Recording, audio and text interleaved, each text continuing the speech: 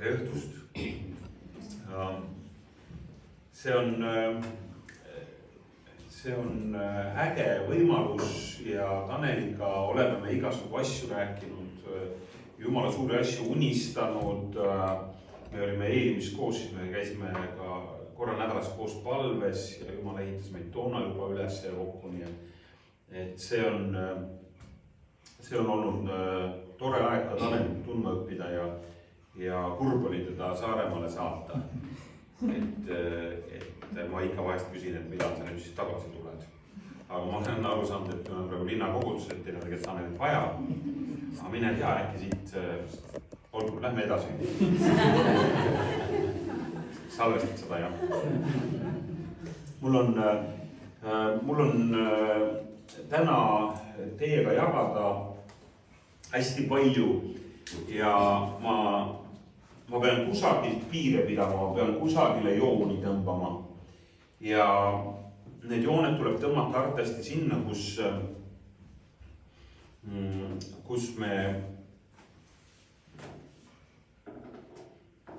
need jooned tuleb tõmmata sinna, kus meie see, ütleme selline, kus ma tahan, ütleme siin, me räägime täna sellest, mida Jumal inimesest ootab. Mida Jumal tahab sinust ja minust. See pole mitte minu ilmutus, vaid see on Jumala sõna tõde, mis siis annab meile mingi ootuse. Ja üks, mida ma olen õppinud, on see, et väga sageli on meie peal absurdsed ootused. Rääkimata teistel on meil absurdsed ootused. Aga arusaam sellest, mida Jumal meilt ootab, Jumal meilt ootab, on sageli ka väga absurdne. Ja mõned inimesed ei pea vastu ja isegi mõned pastorid ei pea vastu. Rääkimata siis nendest, kes ütlevad, et ma olen ühe talendiga või ma olen lihtne inimene ja küll on kõrged ootused. Aga läheme selle juurde. Mulle väga meeldib üks kirjakoht siia algusesse. See on Korintuse kirjast, teises Korintuse kirjast. Ja siin on selline koht, kus ütleb nii, sest Jumala poeg Jeesus Kristus, keda mina, Silvanus ja Timoteos oleme teie seas kuulutanud, ei olnud jah ja ei, vaid temas oli jah. Sest Jumala tõotused, millised iganes need on olnud, on Kristuses jah. Ja sellepärast tulgu ka meie suust tema läbi aamen Jumala kiituseks. Võib-olla kuulsid esimest korda seda kirja. See sõna jah ja ei on kaks väga olulist sõna, kui me tuleme selle teema juurde, kui me räägime täna ettevõtlusest, kui me räägime loovusest, potentsiaalist, sest jõhkralt palju on inimesi, kes ei suuda neid kahte sõna öelda. Nad räägivad võibollast, nad räägivad, vaatame, ma ei luba midagi, kas ma tulen täna siia või midagi, ma ei anna lubadust, vaatame, meil on nii palju tegemist, seal on vaja seda teha ja kes tulen, ei tule. Ja seepärast ma mõtlen, et jube kiht on see, kui Kristuse kogudus muutus rohkem selliseks, jah, ei huvita, see programm ei huvita mind. Jah, huvitav, aga me oleme kõik nii viisakad kristlased, selline, mis on kõik nagu aru saada, me peame üksteisega õudselt viisakad, ja lähme edasi, ma ei ütle sellest midagi. Taust on niimoodi, et ma õpetasin 7 aastat sellist ainet nagu ärilist loovust, ettevõtluskõrgkool Mainor ja õpetasin sadu maaklereid, olen õpetanud oma elus sadu maaklereid ja ettevõtjaid siis ettevõtlusega alustama ja jätkama. Ja mu taust on, ma olen õppinud metodisti seminaris teoloogiat ja ka alustasin õpinguid Tartu Ülikoolis teoloogiat, aga jätsin pooleli. Väga halb näide, ärge teie nii tehke. Aga jätsin pooleli ja olen täna tegelikult olnud täisaagi ettevõtja. Et mul on üks väike ettevõte nagu Arko Kinnisvara büroo ja siis meil on suurusjärk kuskil 100 müügiinimest üle Eesti ja ka hindajad ja siis mul on 2 väga head partnerit, Peep Ainsaar ja Hilver Tõkke, kelle me koos seda siis ettevõtlust teeme. Samal ajal siis ma olen 3 poega, 2 tütart ja 1 naine. Mida on kaasas ka. Ja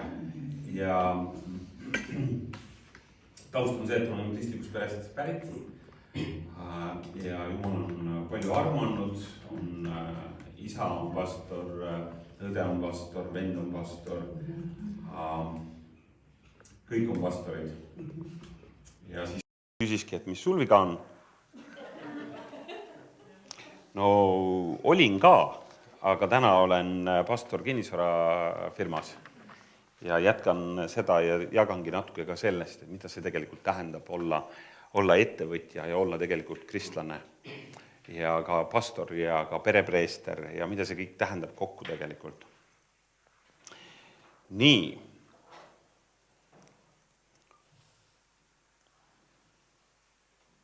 Jah, rohkem selle kohta ei ütlegi midagi. Ma räägin loovusest rohkem võib-olla kui keegi teine, keda ma sageli tunnen ja miks ma loovusest. Ma küsin ette ära, kui palju siinsestest inimestest ütleks, et sa oled loov inimene. Sest käega võid märkanda. Okei, jõhkralt. Üliõpilaste seas sama asja küsin, mis te arvate, kui paljud näitavad käega, et ma olen loov? No ütleme logistikud. Vähe, üksikud. Ja loovus seostatakse millega peamiselt? Kunstiga just. Loominguga, mingisugused taljased, mingisugused maalimine, muusika, luule, see kõik on loovus. Aga loovus on oluliselt laiem teema ja miks mulle loovus väga meeldib on see, et üldiselt ka minu abikaasa Kärt ütleb, et mina olen väga loov inimene. Aga see tuleb tegelikult sellest, et ma olin 3-aastane ja ühel päeval jooksin mina tuppa. Me elasime toona Kiviõlis ja meil oli metsamaja Meidel. Ja siis mina jooksin tuppa sinna ja teatasin oma isale emale, et mina ajasin notsu lauta. Ja ema-isa on täitsa üllatunud, sest meil ei ole notsut. Ja et notsu on laudas, ja on, tulge vaatama. Ja siis kõik läksidki vaatama ja siis tuli välja, et ma olin kuldi ajanud lauta ühe sellise lihtsat pulgaga. Ja sellest sai alguse tegelikult üks selline, see muideks ei ole legend, see on päris, igaks juhuks täpsustan. Ja mind sõna otseses mõttes siis hakati pidama sellest ajast liidriks. Minu poole hakati pöörduma kui juht. Ja väidetavalt, kuna mul on 2 õde ka ja tema on väiksem ja nõrgem, eks ta siis pidi alluma. Aga see on ka üks näide sellest, et ma kindlasti olen oma elus saavutanud mingeid tulemusi kogu aeg läbi loovuse. Näe, keegi ajab notsu lauta, siis teed midagi, mis on ebatavaline ja sellel on siis mingisugused tulemused ja me nimetame, et selleks ma kasutasin loovust. Loomulikult kuldi lauta ajamine 3-aastaselt on ju absoluutne hullumeelsus, aga see ei puutugi selle loo juurde. Kus ma selle kuldi sain või? See tuli meie hoovi. See tuli meie hoovi Mehidel ja kuidas ta sinna tuli, see oli metsa ääres, nii et ju ta sealt tuli siis. Tead, see lugu lõpeb seal, ma ei oska ütelda. Aga selline teadlik arusaam, et Elari on juht ja Elari on loov ja see kõik tuli sealt. Ja igal ühel on meil oma lugu sealt kusagilt lapsepõlvest, mis siis defineerib meid ühel hetkel, mille kohta me ütleme, et näe, ma olen julge, ma olen arg, ma olen hakkaja, ma olen edev. Mulle kogu aeg öeldi, oi, sina oled nii edev, mulle öeldi midagi ja need on need sõnad, mis on tegelikult kuskilt lapsepõlvest sageli meie sees ja need kas aitavad meid või ei aita. Ja sellest ka täna natukene räägime, aga loovusest räägime ka sellepärast, et ma olen leidnud, et midagi, mida Jumal on inimese sisse pannud, aitab inimesel ka väga lihtsaid asju saavutada, alates sissetulekust. Ja lõpetades sellega, et luua midagi, mida saab öelda, et see on ennem kõlanud inglite juures ja nüüd kõlab meie juures. Miks ma veel loovusest räägin, on see, et kui mulle surnuaiad meeldivad, on siin veel inimesi, seal on väga vaikne ja seal keegi ei sega ja seal on veel üks huvitav asi, on see, et seal on tohutult maetud potentsiaali. Meeletu potentsiaali hunnik, aga kõik maha maetud. Ja sellest on kahju, sellepärast, et inimesed lähevad hauda potentsiaaliga. Nad oleks võinud luua midagi väga imelist. Nad oleks võinud muusikat teha, nad oleksid võinud luua ettevõtteid, lahendada inimeste probleeme, aga ei. Seesama hulk teismelisi, kes täna otsustavad enesetapuga siit maailmast lahkuda, võtavad selle potentsiaali, selle võime luua kaasa ja see lõpeb. Üks huvitav asi veel loovuse juures on see, et see on otseselt seotud sellise asjaga nagu potentsiaal. Väga huvitav, et Jumal on loonud nii, et kõik, mis elab, on potentsiaaliga. Kõik. Kõik. Kui meie võtame ühe väikese seemne, ükskõik mida, siis see seeme omab potentsiaali.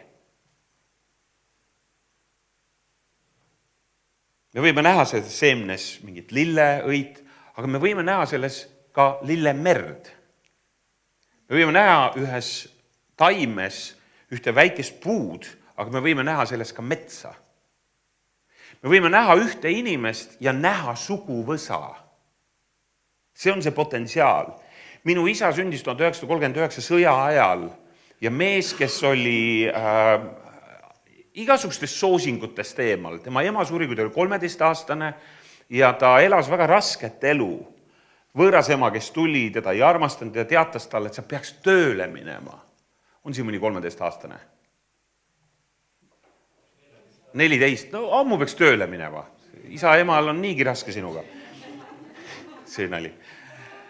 Ja ta läks tööle 13-aastaselt ja süda ei pidanud vastu, ei saanud, pidi olema, isa oli tal raudteelane, pidi seal aitama, aga ei saanud.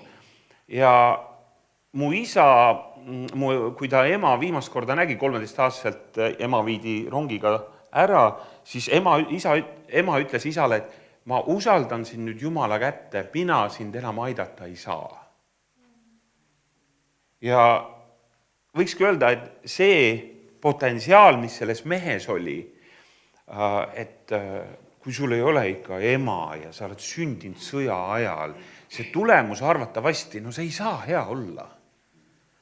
Midagi ei ole tema, soosingut ei ole, vaata, kus sa sündisid, vale koht. Aga selle tulemus on see, et on üks kõva struggle elus tal kuni sinnamaani välja, et ta on ühel hetkel vangis. Ja ta tuleb sealt välja ja tema poolõde räägib talle, et on mingid oleviste noored, et äkki tuled ka läbi. Ja see mees, kes on oma elu tegelikult raisanud suures osas sellisele liiderdamisele ja väga sellisele, muideks isa oli Endla teatri alustaja grupis näitleja, Julius Tamm, väga kõva sõna. Ja isa ka oli näitleja, tead, isale ka väga meeldis näidelda ja selline elu. Aga siis Jumal sai ta kätte. Sa võid vaadata seda 13-aastast poissi, kes on ilma emata, lühikesed püksid natuke räämas, puruks riided, kirjeldab sageli elu, et kõht oli tühi, aga vargile ma ei läinud. Ma ei saanud minna vargile, aga et seal ei ole potentsiaali. Aga sellel mehel on täna perekond 43 liiget.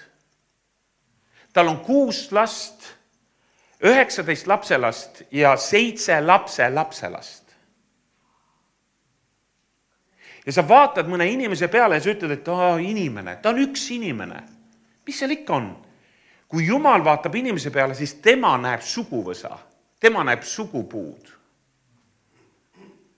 Ja me näeme ka selles katkises maailmas vastupidi. Me näeme perekondi, me näeme, kus oleks pidanud midagi tulema, aga tuli ja lõikas ära midagi.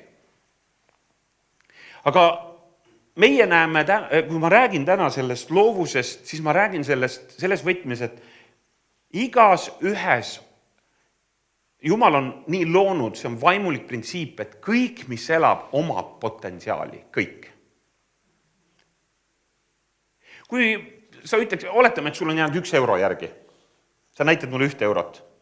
Ütled, Elari, meie kogudusel rohkem ei ole kui 1 euro. See on väga halvasti, seda on väga vähe. 1 euro. No mida selle eest saab? Mitte tuhkagi, mitte midagi ei saa 1 euro eest. Okei, vaatame siis teistmoodi. Kui sa teaksid, et 1 eurost saab teha 10 000. Kui sa vaatad 1 eurot hoopis potentsiaaliga, okei, mul on 1 euro, mis sellega teha saab? Äkki saaks sellest teha kuidagi 5, 10, 15. Jumala seaduspärasus on see, mida võib nimetada ka liitintressiks. See on Jumala seaduspärasus. Liitintress ei ole 1, 2, 3, 4, vaid on 1, 5, 7, 12, 29, 30. See on jumalik printsiip, kuidas tema loob loodust.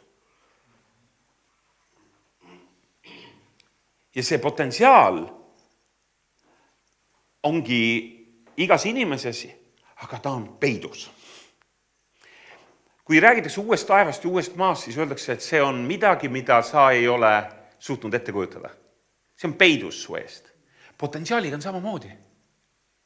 See on võrdpilt sellest. Sul on väga raske ette kujutada, milline võiks olla sinu potentsiaal. Mis see on? Kui sa sünnid, siis meil tekib alguses see sama 3-aastasele Elarile selge arusaam, et sinust saab liider. Okei, minust saab liider. Kuni sinna hetkeni, kuni ma mõtlen, et nalja teete või? Ma ei ole mingi juht, ma ei taha liider olla, ma ei ole mingi liider ja ma võtan kogu selle potentsiaali, mida ma arvasin olevat ja pakin kokku ja ütlen, et 1 talent ja rohkem mul ei ole. Selle ma matan ka maha ja lähen tööle.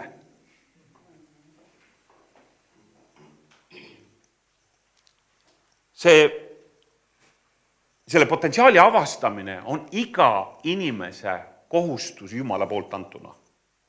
Iga inimese ülesanne on oma potentsiaali hakata avastama.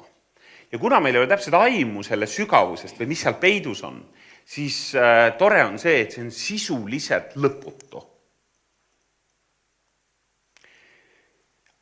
Kõige suurem potentsiaali tappja on edu. Sest see on see koht, kus sa tõmbad joone ja ütled valmis. Minuga on nüüd korras. Mina olen nüüd tehtud. Või täielik ebaõnnestumine. Pankrot, abielu läks katki, keegi suri ära lähedastest, midagi muud läbi. Ja need on mõlemad, mis on nagu vastu sellele jumalikule loogikale, et potentsiaal on midagi, mis ei lõppe ennem kui see lõpetatakse. Surnuaias ei ole enam mitte midagi sellega teha. Aga nii kaua, kui inimene hingab, on tal pidevalt tegemist potentsiaaliga. Tal on pidevalt võimalik avastada seda, mida Jumal on ta sisse pannud. Milliseid andeid. Simpsoni näide. Mis oli selle mehe potentsiaal? Võimas. Tugev. Tal oli missioon. Aga nüüd me jõuame potentsiaali järgmise teema juurde ja see on kutsumus. Potentsiaalil ja kutsumusel on omavahel link olemas. Kui Jumal annab sulle visiooni, siis see on otseselt seotud ka mingisuguse eesmärgiga, mida tahab, et sa teed ära. Aga see ei tähenda, et see õnnestub meil. Ja siin tuleme selle teema juurde, miks see ei õnnestu, on sellepärast, et meil on selline asi nagu karakter. Igal inimesel on oma karakter, on nii? Ja karakteri probleem on see, et ta on auklik. Rooma kirja 12. peatükk. Meile uuendamise teel tuleks iga päev uueneda. Mida? Karakterit. Probleem on selles, et sa oled absoluutselt kohutav hilineja. Keda sa süüdistad? Teemoneid või? Ei, sa võid täitsa vabalt peeglisse ja vaadata seda, et aga ma olen lapsest peale öelnud, ma olen hilineja. Kõik räägivad, et sina oled hirmus hilineja. Või teine on see, et keegi valetab. Täitsa lõpp, kui lihtsalt valet tulevad. Hakka rääkima, siis juba liigaldan, juba panen. Okay. Need on karakteri vead. Ja karakteri juures on veel üks huvitav asi on see, et meil on väga palju karakteris neid asju, mida me isegi ei tea, et on pahasti. Psühholoogias on selline termin nagu johariaken, see tuleneb sellest mehest Johar, kes siis õpetas või näitas ära meile, et igas inimeses on keskmiselt kuskil 3,4 pimenurka. Ja mida see tähendab? See tähendab seda, et keegi teab sinu kohta midagi, mida sina enda kohta ei tea. Tähendab, kui mina ütlen, et pingi all ma olen väga rahulik inimene, siis tuleb mu abikaasa ütleb, nalja teed või? Pingi all ei saa keegi sinuga elada. Kuidas? Me avastame pidevalt oma karakteri kohta mingisuguseid puudujääke. Ja mis on veel need karakteri puudujäägid, me tegelikult teame neid. Ja miks nad meile nii tuttavad on see, et miks negatiivne tagasiside töötab parem kui positiivne. Me ju teame, et me oleme katki. Kõik teavad, et nad on katki. Inimene teab juba sügavalt sisemuses, et ta on puudulik ja ta ei suuda ennast päästa. See tähendab, et mis iganes negatiivne tagasiside sinuni tuleb, seda on nii lihtne kinni võtta, sest sa ju tead, et sa oled katki. Sest see vaikne hääl, mis ütleb, kui nad päriselt teaksid, kes ma olen. Alahindab kõike seda, mida Jumal on meie sisse pannud, kõike. Kui nad vaid teaks päriselt kõiki mu saladusi. Ja see võtab ära selle jõu ja soovi oma karakteriga tööd teha, sest ma olen lootusetu. On keegi kuulnud sellist lauset, mina olen lootusetu, on siin veel paar lootusetu, tere, siis teeme A-gruppi ja hakkame rääkima, kuidas tere, mina alkohoolik, mina ka, mina on valetaja, mina ka. Ja mida Jumal tahab, on see, et selle kõige juures meil on ainult üks päästja. Meil ei ole, ma ei tea, kes sinu päästja on, ma loodan, et sinu päästja on Jeesus Kristus. Tema on minu päästja. Ja ainult, kes minu karakteris saab mind aidata, et ma ei oleks seesama, kes ma olin 5 aastat tagasi ja rääkimata sellest, kes ma aasta olin, on minu päästja Jeesus Kristus. Kõik.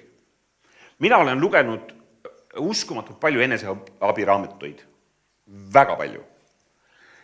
Ja mõned on väga head, aga nad ei aita. Sest mind saab aidata ainult tema, kes on mind loonud. Mind ei saa aidata teised. Tema on see, kelle kaudu ma saan vastu võtta selle meeleuuenduse. Ma ei saa meeleuuendust võtta vastu lihtsalt tarkusena, sest Piibel defineerib tarkuse mitmeks. Ta ütleb, et on inimlik tarkus, teemonlik tarkus ja ilmutatud tarkus Jumala käest. On olemas muideks ka teemonlik tarkus. Ja midagi ei ole häda ka inimlikul tarkusel. Sellega on ka ju ilus. On siin mõni ülikoolis käinud? Ilus, no mõtle, vaadake. PISA-testides kõige paremad ja...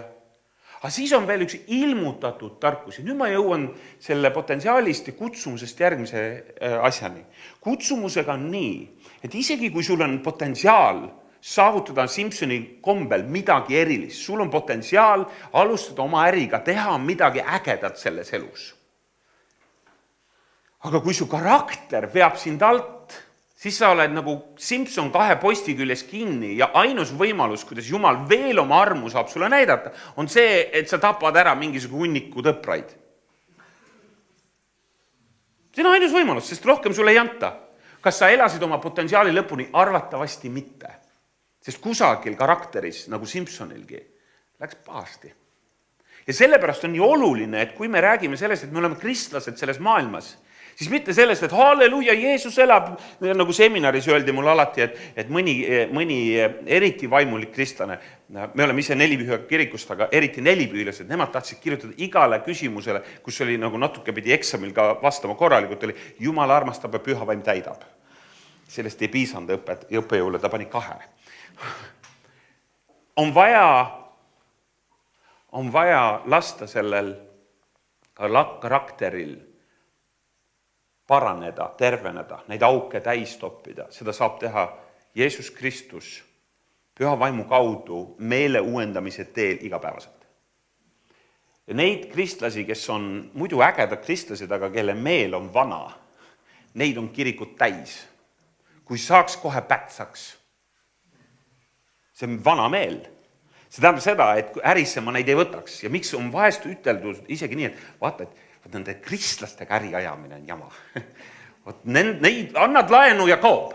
Ütleb, et küll taevas maksan. Ja laenu andmised ja vennale, anna ikka vennale ja vennale tuleb tasut anda ja jooksed kohe nende eest. Aga see on karakteri probleem, see on see probleem, miks Jumal ei saa usaldada mõningate inimeste kätte teatud asju. Ta ise kaitseb, ma ei tea, miks ta seda teeb, ju ta on siis nii armastav isa, et ta ütleb, et olgu, ma ei anna. Aga inimene on nii ju võimas, et ta ikkagi läheb ja võtab. No. Jumal ei takista. Miks ta peaks? Tegelikult ta ju armastab, aga ta tahab, et sa teed ära ja tuled tagasi ta juurde kas või nuttes. Nii et selle potentsiaaliga on avastamine algusest peale. Jumal on selle ära peitnud, me peame uskuma, et igas asjas on potentsiaal ja et sinus on potentsiaal. Kurat on kindlasti teinud sinuga ka tööd, et su potentsiaali vähendada. Ma usun, et tulid siia, ma ütlesin, nii pisikene, nüüd ma ütlen, et see on suur, see on võimas. Sa oled võimeline tegema väga vingeid projekte selles maailmas. Uskumatuid asju, mida Jumal tahab sinu kaudu teha. Teine asi, ta annab sulle väga selge eesmärgi selle jaoks, visiooni ja nägemuse, mis sa tegema hakkad. Aga ta tahab väga, et sa teed oma karakteriga tööd elu lõpuni. Igapäevane meele uuendamine. Seda saab teha koos Jumalaga, koos püha vaimuga. Ja kui nüüd me saame kätte selle, et me saaksime mingid ägedad asju tegema hakata, või mis iganes, väikseid asju, alustame kusagilt. Mul on selline arusaam, et igaüks peaks tegema oma elus, elu jagatakse sageli 3 etappi, et esimene etapp sa õpid, teises etapis sa teenid ja 3. sa annad tagasi.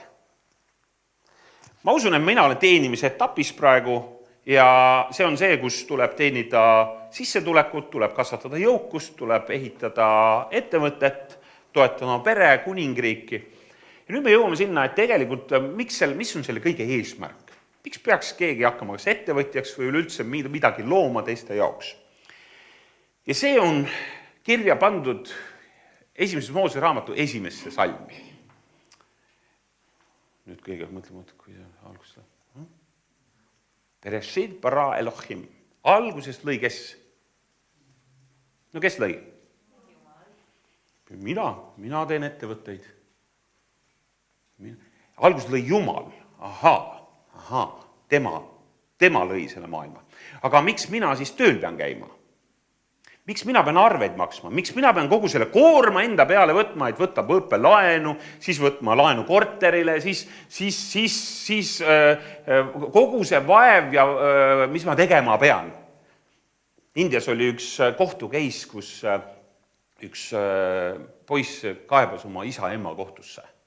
Ja põhjus, miks ta kaebas kohtusse, oli üllatav. Reklaamipaus.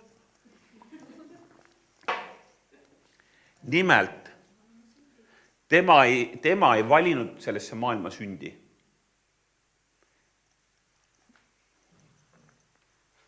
Kohtukeis lõppes muidugi kiiresti ära, sellepärast, et lapsevanemad ütlesid, et aga meie ka teda ei valinud. Ma valin kellegi teise. Alguses lõi Jumal. See tähendab seda, et mingi hetk, kui me selle koorma enda peale võtame, siis me ka valesti, me võtame nagu Jumala rolli, et nüüd ma kannan seda elukoormat. Või kuidas me lapsi välja saadame, no nüüd läheb raskeks laps, ole sa nüüd hoolas, vaad. Selle asemel, et öelda, et aga algus lõi Jumal, tema on see, kes lõi. Ja nüüd, mida ta lõi? Ta lõi sinu ja minu ja kusjuures sõna ütleb, et ta lõi meid kelle jaoks? Enda jaoks. Enda jaoks lõi.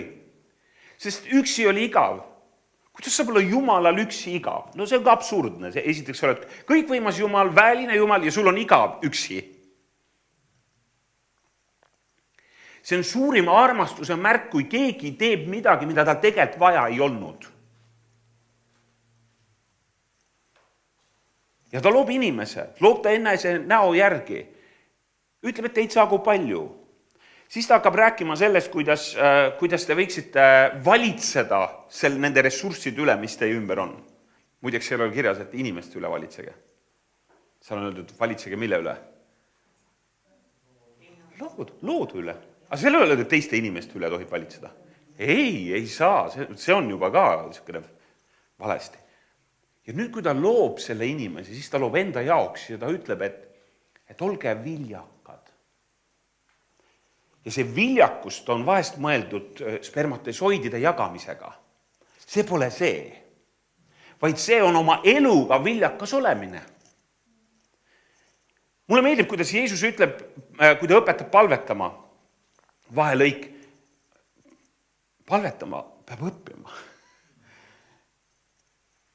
Mõni 10 aastat, 20 aastat kristlane, kui kuuled, kus palvetab, mõtleb, kuule, sa oled kule puine. Lase püha vaimul natuke ennast kobestada, pehememaks sõnad on kuidagi nagu pähe õpitud, võiks ta kuidagi vabamalt tulla see palve. Aga ta ütleb, kui õpetab palvetama, ja siis ta ütleb, et anna meile meie igapäevane leib. Igapäevane leib ei ole toit. See on kõik ressurss, mis sul on vajalik selleks, et igapäevast elu elada. Energia, lapse, töökohad, mida sul vaja on? Igapäevane leib on kõik, mida sa vajad, et oma elu elada. Alguses lõi Jumal, see tähendab, et see on tema nägemus, mis siin toimub. Aga meie hakkame ühel hetkel seda liiga tõsiselt võtma. See on minu elu, väga tõsine mu elu. Ma ei räägi sellest, et see ei ole tõsine, et probleemid ei ole tõsised. Me tegeleme vahest väga tõsiste probleemidega, aga me võtame ennast liiga tõsiselt. Ka kristlastena, ettevõtjatena, lapsevanematena. Keegi ütles lahedalt ka isegi, see palveraamatus on, et palve probleem, miks me ei saa, miks sageli ka palve vastus ei tule, me võtame ennast liiga tõsiselt. Jumal! Sa ei räägi mitte kunagi muidu nii, aga palves lähed küll nagu mingiks teiseks tegelaseks. Miks? Sest sa võtad ennast liiga tõsiselt, seda ei pea üldse tegema. Aga ma tahaks ikka, et kõigi ees oleksin ma Jumal ju, see silmakirjalikkus on meile kõigile tuttav, et see ongi täpselt see, mida sina ka ütlesid täna. Et kirikus olevate inimeste suhtes, et keegi ütles, et aga kohe kui kristlane ütleb, et ma olen kristlane, võiks ta öelda ka, et tere, ma olen silmakirjalik. Aga miks sellest? No, sest me ei ela Kristuse meelsust välja niikuinii. Ma ei tea, kus see ootus nagu peale pandi. Kõik on patu teinud ja meil on vaja Kristuse eesseismist, nagu Jakobuse kirjas on kirjas. Nüüd, ehk siis, kuna see on Jumala programm ja tema meile antud ülesanne olla viljakad elus ja ta veel ütleb, et küsige igaks päevaks leiba ka, siis järelikult selles programmis ei ole sellist survet, mida me sageli enda peale võtame või kellegi peale paneme. On mõned ülesanded, mida Jumal tahab, et meie teeme. Ja see esimene ülesanne on see. Palun hakka avastama oma potentsiaali. Ja hakka seda kasutama. Nii, kuidas sa tead avastada oma potentsiaali? Esimene mõte on selles, et sa avastad oma potentsiaali selle läbi, kui keegi ütleb, et sa oled milleski hea. See on esimene asi. Kes on sulle öelnud midagi, mille kohta, et sa oled hea selles?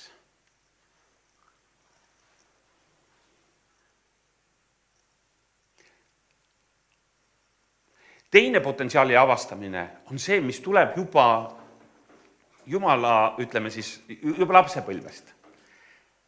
Kelleks sa saada tahtsid? Kas siin on mõni autojuht, kes tahtis autojuhiks saada lapsena? Ei, aga kaks, üks autojuht on ilus. Mis autoga?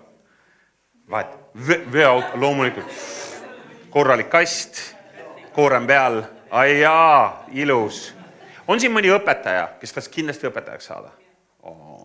Ära ütle, et sa täna oled õpetaja. Ei ole. Õpetajaks. See potentsiaal, see avaldub. Ta annab väikeseid märke. Meie 2 väiksemat poega. Nii, Kärdi, mis on Naatani potentsiaal? Juht. Kuidas see väljendub? Ta koondab inimesi enda ümber ja ta on alati see, kellele vaadatakse otsa, et mis me järgmiseks teeme. Mis on Danieli potentsiaal? Danieli potentsiaal on ka juht, aga loominguline märgata detaile. Märkab detaile, tema näiteks kujundab rahva ja teeb nendest filmi. Ja ta on hästi ka tehniline. Ma kujutan ette, talle meeldib Lego kokku panna ja siis ta kujutab ette, kuidas ta silda ehitab, siis ta detailselt räägib seda täpselt, kuidas see saab olema. Just. Väga rikas fantaasiamaailmaga. Nii. Ja nüüd ma jõuangi selle järgmise asjani, mida veel, mida Jumal on nii ägedat me sisse pannud, ja selle nimi ongi fantaasiavõime. Jumal on igasse inimesse pannud fantaasiavõime. Ja see on nii äge asi, sellepärast, et sa võid ja saad fantaseerida. Nii. Seda saab ära kasutada ka kurjaks. Absoluutselt. Sellepärast saatan on lihtsalt valetaja, varastaja ja tapja, sellepärast, et tema kopeerib kõiki, mida Jumal teeb. Ega ta ei oska midagi luua. Tema saab, fantaasia, väga hea, hakkame pihta. Nii, see on tema töö. Aga Jumal on näinud, et fantaasia on vajalik selleks, et kui ta sisse panib selle potentsiaali, siis ta tahab, et sa hakkaksid nüüd fantaseerima. Linnakogudus ei olegi teisel korrusel B-korpuses toas number 222, vaid ta on seal, sellel on oma hoone, sellel on see, meil on need võimalused. Aitäh Jumal sulle selle eest. Aga sina arvasid, et see on su mõtete vili. Mõtle, kui andekas ma olen, ma mõtlesin välja. Jumal on andnud võime seda teha. Iga fantaasia ei ole kindlasti mingisugune valmis maja või. Sest Jumal, kui ta paneb su ette visiooni, mida sa peaksid hakkama oma potentsiaaliga tegema, paneb selle ette ka eesmärgi. See tähendab seda, et sa ei ole oma fantaasias alati vaba. Vaid sa oled fookuses selle tegemiseks, mida ta su kätte usaldas. Ja seal on fantaasia väga oluline, sest me vajame ju juhte, kes näevad. See nagu Mooses, kui ta ütles, et me läheme. Seal oli vaja seda nägemust, kuhu me läheme, mis me teeme. Okei, seal on mett, seal on piima, voolab, nii äge.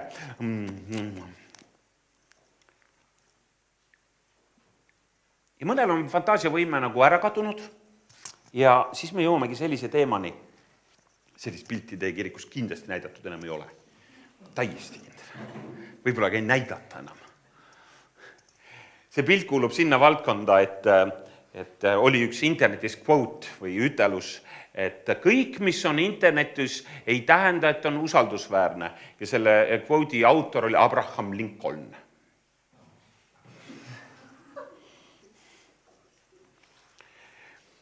Albert Einstein 30-ndatel saatis kirja oma pojale ja ta kirjutas oma pojale niimoodi. Poeg, kui sa valid elukutset, siis vali selline elukutse, kus aeg lendab. Kus see voolavus on. Saad aru, oled oma töö sees ja siis ei pane tähele, et tunnid jooksevad. Vali selline elukutse. Ja ta lisab seal juurde, et aga selles artiklis või selles kirjas, ja üks asi veel, unistamine on tähtsam kui teadmised. Ma olen seda muideks ka koolis rääkinud.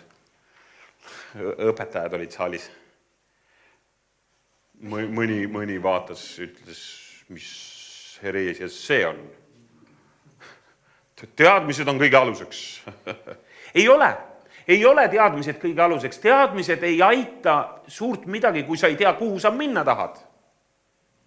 Mis kasu on Jumala sõna tundmisest, kui sellel puudub eesmärk sinu elu jaoks või kellegi jaoks? Mis kasu on piiblitundidest, kui sellel puudub üles ehitav komponent millegi jaoks? Miks seda vaja on?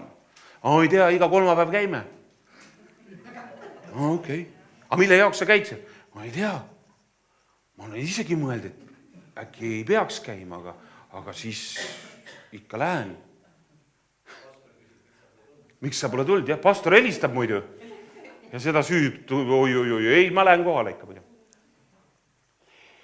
unistamine on sellepärast oluline, et kui Jumal paneb inimese sisse potentsiaali, paneb ta ka alati võime unistada ehk fantaasia, kuhu sa tahad minna, kallis. Ta küsib inimese käest, mis sa tahad. Ja see läheb nii hästi kokku, sellepärast, et ega kui ta on sinu sisse potentsiaali pannud, siis ta kindlasti tahab, et sa paneks sõnadesse selle, kuhu ta tahab, et sa läheksid. See on nii oluline ja inimesed kardavad seda välja öelda. Eriti kui eesmärgid ja unistused lähevad suureks. Räägi mulle, millest sa unistad. No tahaks, et lastel läheb hästi ja no mis seal ikka. Sa peaks ise kuidagi pensionini välja ja saaks kuidagi hakkama selle eluga ja loodan, et mingit suurt õnnetust ei juhtu. Ja, ma ka loodan ja mis seal ikka. Arsti sureme niikuinii ära. Pole hullu. No, see unistamine on nii raske, sellepärast, et elu ise sageli ei toeta seda. Kui Jumal paneb inimese sisse mingi unistus, siis ta paneb selle absoluutselt võimatu aja hetkel, kus kõik tundub, et kuule, see on naeruväärne unistus. Teeme nüüd nii, et midagi käega katsutavat annad sa mulle. Aga see on jumalik loomus, et kui tema paneb nii võimsa nagu igaviku kogu ja ütleb meie sisse, see potentsiaal on meie sees, see on tema antud, siis ta ütleb sulle, et aga sinust saab laulja. Laulja? Ma ei pea viisigi. Sinust saab ülistusjuht, ja, mis elus? Pean ennem budistiks saama, siis uuesti sündima või mis see käib? No okei, see soovin siia. Reinkarnatsioonist oli lihtsalt viide sellele. Aga see unistamine on nii tähtis, sest Jumal tahab, et tema lapsed näevad neid asju usus ennem kui käega katsutavad või teavad. See puudutab meie elu erinevaid valdkondi. Ta tahab, et sa ennem näed seda oma vaimusilmas, siis alles on vaja teadmisi. Ja oi, kuidas tahaks inimesena vastupidi.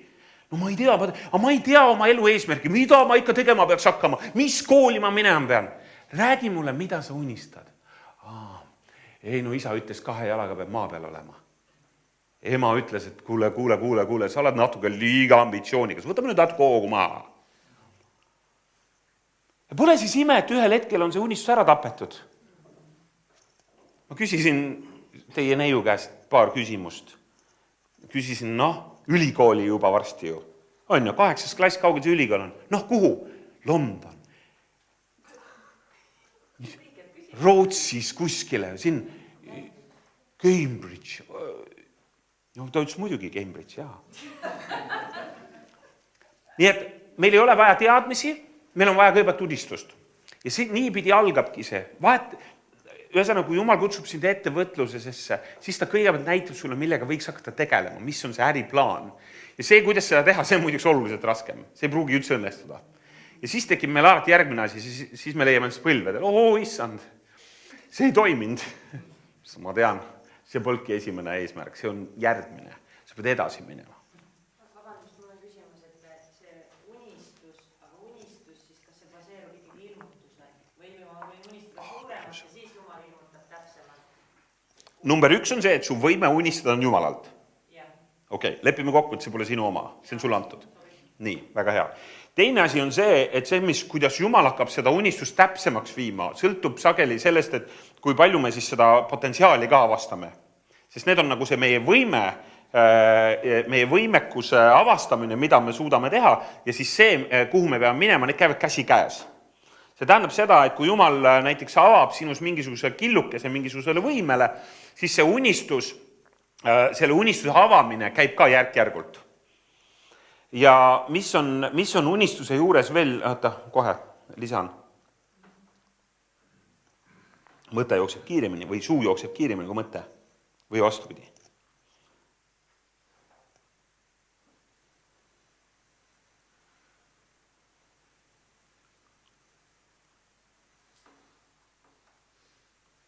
Jah, kuskilt jooksin kinni korraks.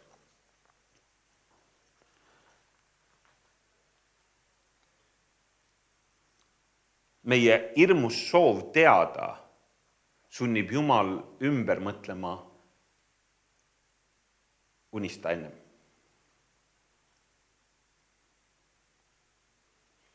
ja koguduse keskel on ka väga sageli just seda, et Jumal tegelikult on nii palju andnud sellist ägedat potentsiaali inimestesse. Ütleb, et sa võiksid laulda, sa võiksid seda teha, aga sa keeldud unistamast minu unistusi. Ja ma ei ütle jälle, et saatane võiks siin mängida mingit tõpra ja proovida sulle teisi unistusi ette sööta. Jälle ta kopeerib, selles mõttes, et ta arvatavasti mängib sellega. Täiesti etteruttavalt, kui inimene laulab ilusti, siis olete näinud mõnda inimest häbenemas seda kasutada. Mis mõttes? Kus sa said selle hääle? Isa ema käest. Ise arendasin. Ei, see anti sulle. See on su anne, mis sa selle tegema pead? Kasutama?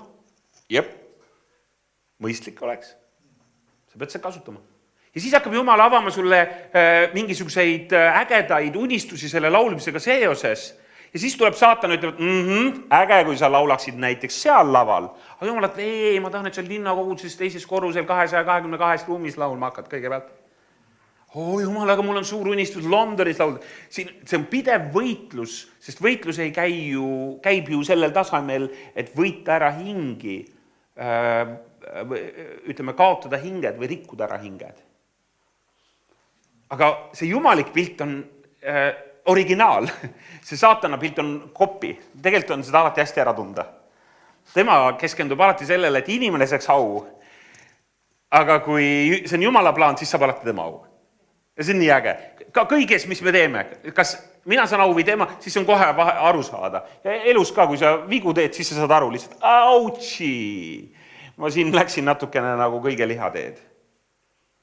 Et Jumal paneb su ellu unistuse, need on erinevaid, see ei ole ainult üks, neid on palju, erinevatel aegadel, erinevad unistused, aga see on tema töö. Ta teeb seda. Ja mulle tundub, et miks seda on vaja öelda, sest väga paljud kristlased ei arva, et Jumal pidevalt neile unistusi söödab. Aga ta teeb seda, seepärast, et tal on eesmärk. Ja ta on sind pühendanud sellesse eesmärki. Ja tahab, et sa kaasas oled, miks? Sest ta pani potentsiaali, et sa saaks seda teha sinu sisse juba siis, kui sa sündisid. Ema ihus oli see valmis, see potentsiaal. Mis te näete pildil? Kirjeldage.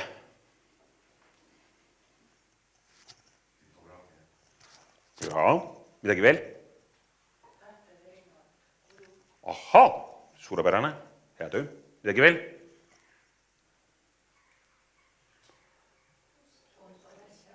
Mis sa nägid? Kontrasti. Okei, jaa. Nii, palun veel. Ilus. Midagi veel?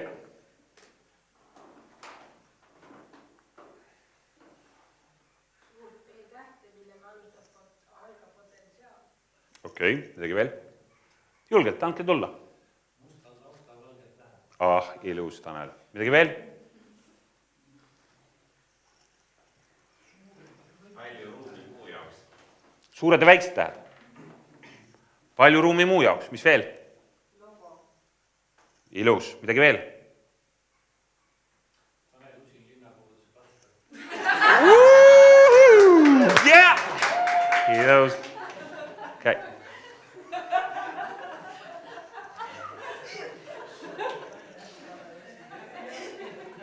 Edaspidi palun Taneli poole pöörduda niimoodi.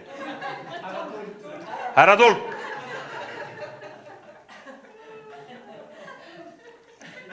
Sõna tulp ja tulp on ka kirjas. Mis selle harjutuse mõte on? Mis te arvate? Mis selle harjutuse mõte on? Okei, kuidas see loobus siit välja tuli? Okei. Igus näeb erinevalt, jaa. Aga kuidas loovus rakendub? Seda, kui ma mõtlema ilma selleta ei saa. Kõik vastused on õiged, jaa. Ettekujutus. Üks oluline osa kogu loovusest on see, et paradigma peab muutuma. sul peab, sa nägid midagi ja nüüd pead nägema midagi järgmist ja nii edasi ja nii edasi. Loovus nõuab paradigma muutust. See on see, et kui sa oled hundirattas ühe koha peal, siis ei toimi ei loovus ega mitte midagi. Elu ka ei toimi nii. Kui sa oled ühe koha peal ja mõtled näiteks kogu aeg samu mõtteid. Võib-olla on sulle tuttav see teatud mõttes isegi enese hävituslik tunne, kus sa oled oma mõtete küüsis kinni, sundmõtted. Ja väga paljud inimesed ka koguduses on sundmõtete küljes kinni. Ma ei tea, üks asi on enesetapu mõtted, teine on mingi mõelda kogu aeg mingil teemal, kogu aeg sellega manipuleerida. Kogu aeg on ühed samad mõtted, kerivad, välja ei saa. See on needus. Mul on prohvetlik sõna, sellest saab vabaks ja sina saad vabaks. Meil on vaja perspektiivi, uut. Ja seda Jumal annabki inimestele ja oma kogudusele. Milles seisneb see kergus? Milles seisneb siis see, et kristlane saab olla õnnelik ja Auschwitzi laagris saab minna see sama juut sinna ahju ja ei lähe naeruga, aga läheb ilma nututa. Kuidas see saab olla? Kuidas saab olla nii, et ei ole vahet kristlasel, kuidas ta sööb või joob või milline ta väljast näeb? Mis see erinevus siis on? Erinevus on see, et ta ei ole kinni selles perspektiivis, mida meie ette pannakse. Ta on võimeline vahetama pilte. Keegi mäletab slaide või? Kuidas neid diapositiivi vahetada? Järgmine pilt, palun! Koputame või? Paneme selja peale kohe või?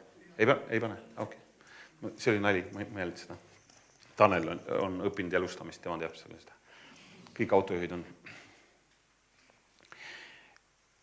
Meil on vaja uut pilti, uut nägemust, uut ilmutust. Ja kui sul on vaja eluks kutsumust, siis nüüd on mul sulle üks selline, võib-olla selle õhtu kõige sügavam ilmutus on see, et sa ei mõtle seda välja. Mitte kunagi, mitte keegi ei mõtle omale kutsumust välja. See ei käi nii. Kuidas sünnib kutsumus? Vaimus, sest kutsumuse iseloom on vaim.